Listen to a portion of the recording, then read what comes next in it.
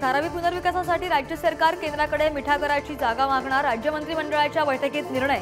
तर मुंबईकरांना यावर्षी सुद्धा मालमत्ता कर वाढ नाही।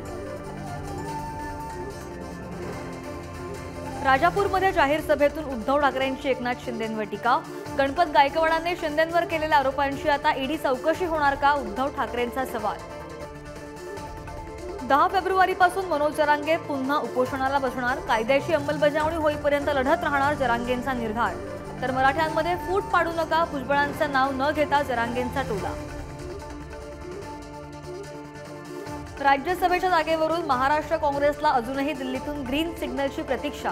उमेदवारीसाठी राज्यातील नेत्यांमध्ये मतमतांतर, भाजपनं चौथा उमेदवार दिल्यास काँग्रेसला धक्का बसण्याची शक्यता। एमएसपीपेक्षा कमी किमतीत कापूस खरेदी केल्यास कारवाईचा बडगा, गुन्हे दाखल करण्याचे उपमुख्यमंत्री देवेंद्र फडणवीसांचे आदेश। अनुसूचित जमातीमध्ये समाविष्ट करून घेण्यासाठी आदिवासी आक्रमक, गोवारी समाजाचा आज नागपूरमध्ये मोर्चा, हजारो गोवारी बांधव मोर्चामध्ये सहभागी।